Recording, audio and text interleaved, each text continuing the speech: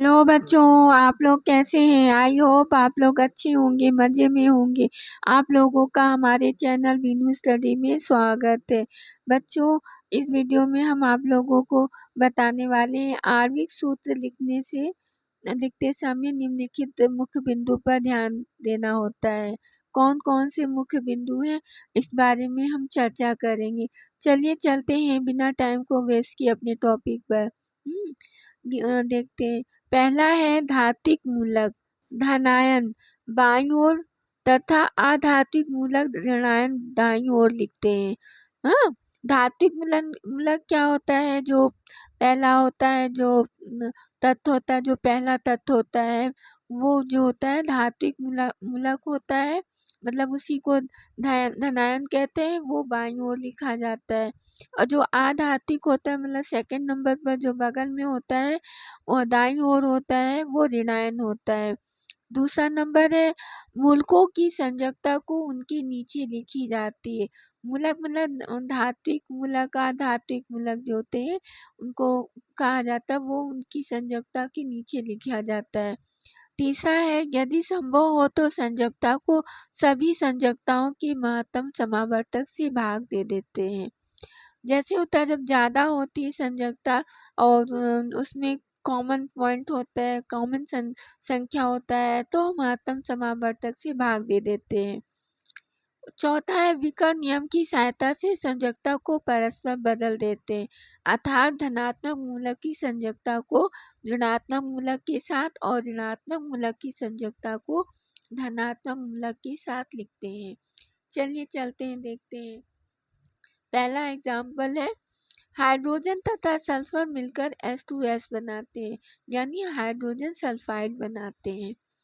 तो इसमें क्या है, हाइड्रोजन सल्फर का संकेत क्या है? हाइड्रोजन H है, सल्फर S है। ये संकेत हो गया। संयोजकता क्या है? हाइड्रोजन की एक होती है, सल्फर की तो दो भी होती है, चार भी होती है, छह भी होती है। नॉर्मली दो माना जा रहा है, दो मानते हैं। अब इधर लिख देते हैं H, इधर लिख देते हैं S, क्योंकि ये धात्विक मूलक है यहाँ पर हाइड्रोजन, और ये अधात्विक मूलक है सल्फर। इसको दाईं ओर लिखा गया है। अब नीचे की ओर इसकी संयोजकता लिख दी गई है दोनों की। हाइड्रोजन की एक है और सल्फर की दो है। अब विकर्ण नियम की सहायता से दोनों की संयोजकता को बदल देते हैं, एरो बना देते हैं। हाइड्रोजन की एक सल्फर के साथ जोड़ की तरफ कर देते हैं और सल्फर की जो दो संयोजकता है हाइड्रोजन की तरफ कर देते हैं। दोनों को विकर्ण नियम की सहायता से जोड़ देते हैं। अब सूत्र क्या बनता है बच्चों? H2, H की संयोजकता अब 2 हो गई है, S2 हो गया, S1 ये हो गया।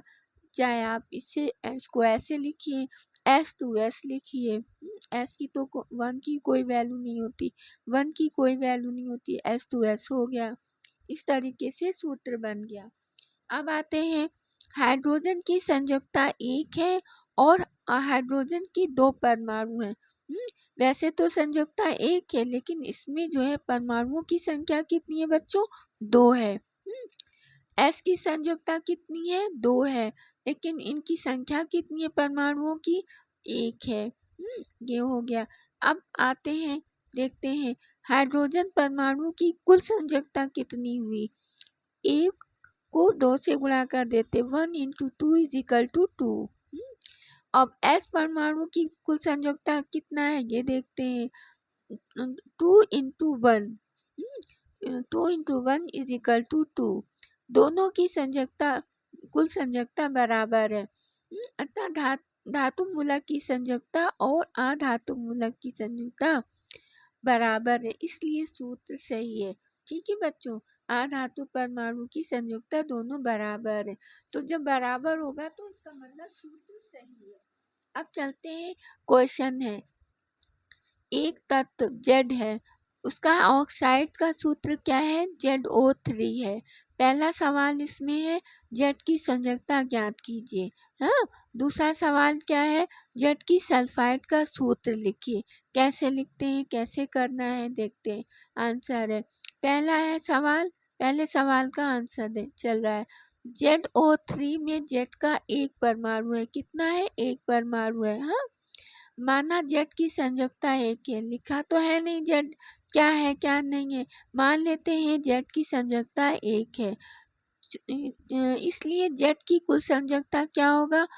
तो Z का एक परमाणु है, परमाणु की संख्या एक है, 1 इंटू ए, मतलब Z की संयोजकता। ये हो गया कुल संयोजकता।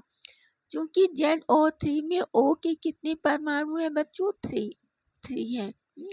तो O की संयोजकता कितनी होती है? 2। तो कुल संयोजकता ऑक्सीजन की कितनी होगी? 2:3, सॉरी 3:2 इज इक्वल टू 6। हाँ, 3 परमाणु है और 2 उनकी संयोजकता होती है। कुल संयोजकता कितनी हुई? 3:2 इज इक्वल टू 6। चूंकि धातु परमाणु की कुल संयोजकता बराबर अधातु परमाणु की कुल संयोजकता, ये फॉर्मूला है। तो कैसे होगा? अधातु कौन है? ऑक्सीजन है, और Z क्या है? धातु है। तो दोनों बराबर होनी चाहिए। तो 1 इंटू ए धातु परमाणु की कुल संयोजकता हो गई, इज इक्वल टू 6 बराबर होता है अधातु परमाणु की कुल संयोजकता। ये हो गया ऑक्सीजन का कुल संयोजकता 6। या इस तरीके से भी लिख सकते हैं A इज इक्वल टू 6। तो मतलब Z की संयोजकता क्या हुई बच्चों? 6 हो गया। A बराबर 6 होता है, तो यहाँ 6 हो गया। ये क्लियर हो गया। Z की संयोजकता कितनी है? 6। अब दूसरा सवाल है, इसका आंसर है सल्फर तथा Z उपस्थित है। Z की सल्फाइड सूत्र में Z है और सल्फर है।